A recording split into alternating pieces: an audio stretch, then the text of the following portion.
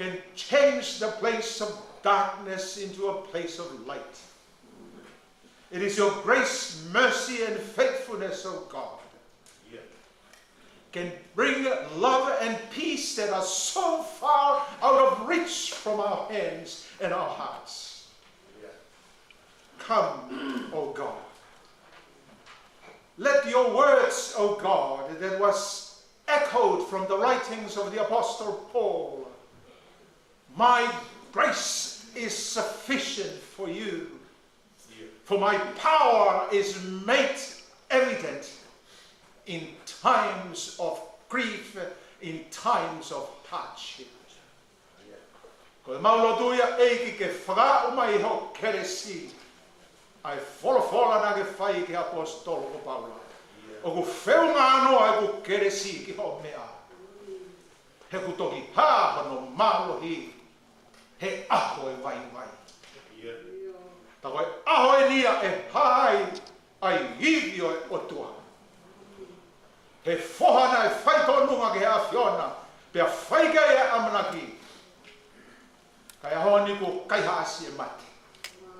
Kai whawhetai o ki kai more e mau amanaki. He koe toko tahana e hifo mai na e kaiha asi e mate. Ko ne toitu me he peki ape au ne wholo mai. Wau bea toitu pia mai mo ui. I am the resurrection and I am the life. As the rain comes and waters the dry land, so as your Holy Spirit of God, we pray, water our hearts, the dryness of our hearts because of grief. Let life spring up again and again to replace the dryness of our grief. Ta poaki mai a e tuaki mautolu, whakatata mo siasi no mai famili. Tuku eiki ke mau ngoi, ai ufi ki mautolu. E uha mo ui ai a Fiona, kako kresi a laumari e mau. Whakaua eiki e maulotu ke talonia ho kresi. Ko e maulotu e o whaikatoa pe he whawha sisu Christ ko mau eiki. Amen.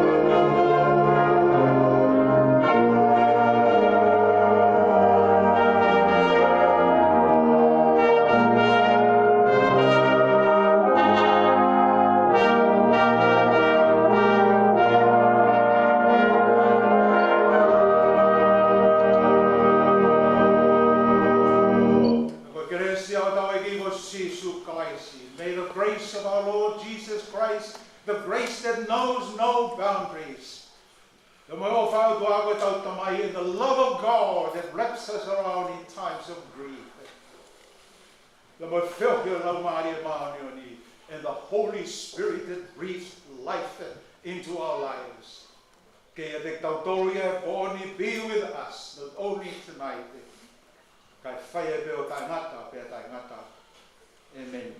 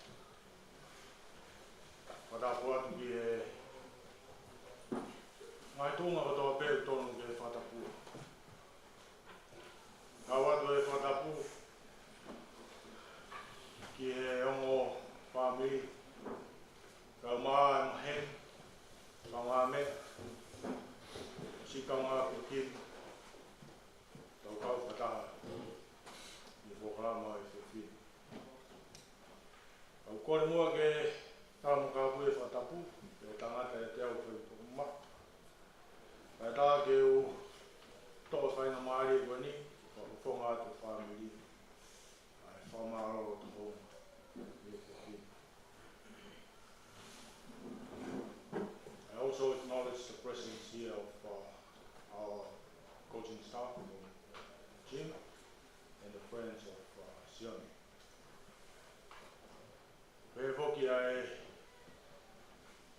Patauke ko motuani ko kuinga ko te tamai ko whakafonga te Famili ki e whiwhi. O ko whakafonga te ari kōro. Ka maa Sione te pēhi ang Famili.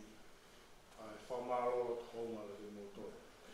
Wake whamaro, tau whamaro ke tō makumaki, tofa tawhara. Palaulau na tōro, hauke tau amana ki. Lawa o I kuna, ai whaamuna whai Sione, e awhi mai, ki ona siasi.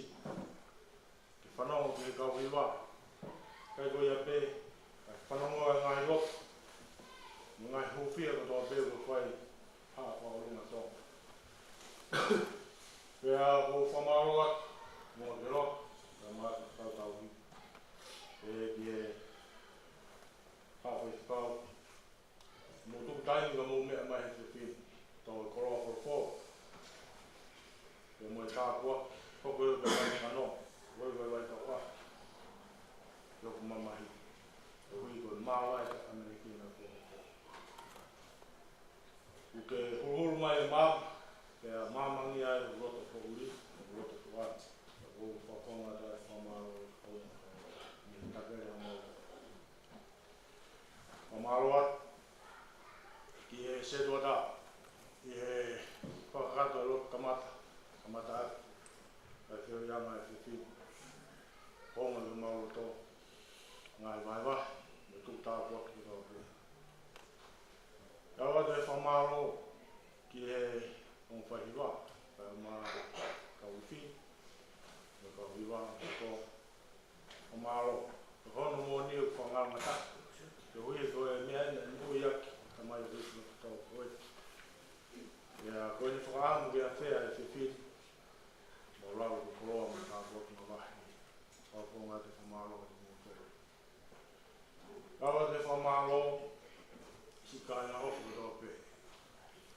Mō tōku taini ka mō rawa mai, tau whakakata. Ai, kororama lotu whakatai. Whamaro mama, e mō te ro, kai mai koe skutuku. Me ka ngā ko tō pē, ni aku ko tō roa. Mō te ro, ke mea e me koe. Kuku pēo ko mafuko, ma tapātai mani, maka mo tōni. Wāta pōwa. Kamata pēa me tātai koe stēni ko skutuku e mai. Hoko mai e pēo tai mō. Au mai e pēo tōna e whānau. Ko si tāhai. Honga wina me mau o tō. Mō mea mai te whiu. Tuku e kō. Wake manatu. Ngahi tāwha i ngui mo tō pēo mō whai. I kai ngālo e te ao. Ko whamoni mai e whoka koe. Nengo ni manaku. E lanu langi ka mai prua e moana. Nengo ni manaku. E kauifi ka mai kauhio. Api ko monga hea moni. Ka wani whiri e ahoni. E hua tui au kau he kauifi, ma kauhio, ma koistu toku, te mahi ni hini. Api, venga dia e Kristiani. Roi au whawhonga atu e whamaro o te hou. Te tangata ka tō venga mo whai. Wapu mai te ahoni. Whahako tai te mai kore whamoi mōre. Kauna ea ngai tō whatongi e kai tāo. Kore whamoi mōre. Tūku ki hea tua e kakatoki. Whakakata. Ngai tō mōno o tangata. Tūku ai whorau. Ke whaila. Ko taimi ka o Matangi e lei. Ai kari au kia. Whamaro ata ki mō tolu o tāpe. Kai ngā ofu mō mea mai. Kei te mō ua, rea te whahaunga. Ofu, me lotu. Ka mō ngahi, pe huwhi aka tō pēku tau whai. Tō rotu ia ki he tua māwhina ki. E ne kai tāpu e pina ki mō tolu o tāpe. E ngāu me whatongia o tō pēku whai. I hao whanonga o tau whanonga ni. Me tai mi tai. I also take this time on behalf of the family, the church, and all family members and friends of Sione, to the coaching staff and the manager of the team. From the bottom of our heart, we thank you very much with honor and sincere appreciation for taking time to join us this evening. Your presence here shows the love that you share with Sione. Thank you for taking Sione as part of your life. It is our utmost prayer that our Heavenly Father will continue to bless you in the future. Koe pēa ki whaha o whamaro e te pini. Ko tau tala, makato pēa ngai whatonia e te pini, ko kia pēa Sione, no atno whanga, nau o whaos, o Famili, e te whoki mai a Sione, e whiaka kongongi, whakakato e Failotu, e moe aupia, e ni lepa i pēheni, te tāri no maranga tō, pe a whai heka i ni whorao. Koe oku pēa ki whamaro tua e whiwhini, moe o wharai ata ki mō tolu, i ngai whatangia o tō pē, o tau i puna. Ko tō pēa ki e nātai ki se tari, o ni ka whakakato atu, ai o wau e whiwhini, roi nau pakiharo te ri, e o mai ki na ki.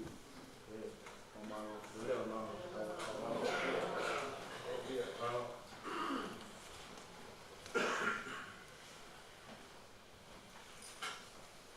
Maro, o kakato e whatoki ai, koe ki konga ia, koe ni koe ki konga pēu kia e tō lahi ki mōtoro. Kau mō nofo koe nā whakau pēu ia i konga pēhe. Mea koe whahoko atu i o oku i ai. Mea koe tau whonga, katak whamore more koe hiko e tūpunga e apini. Oku Fkeiki i ai hana whonga le rei e whakahoko aki, ka koe le rei taha pēni, e whakahoko aki a ki whatongia koe ni. O lava atu peki tua, e hifo e whakakoe o mea hake ai, maha ai holo, o ku tau ai ai lori ai, o ku iai ai ki foi pateta ko te teo e Famili.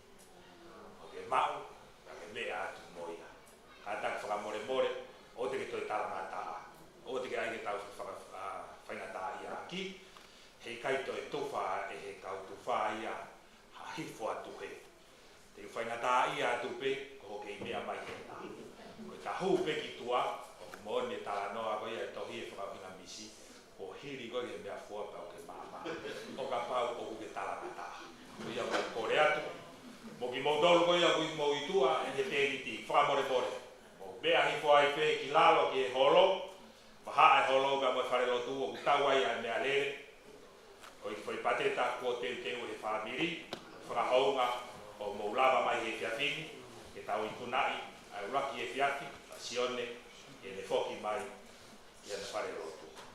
All our non-Tongan speakers, Sione's family have prepared a plate of supper, just to show they are grateful for your time to come tonight and celebrate his life with us.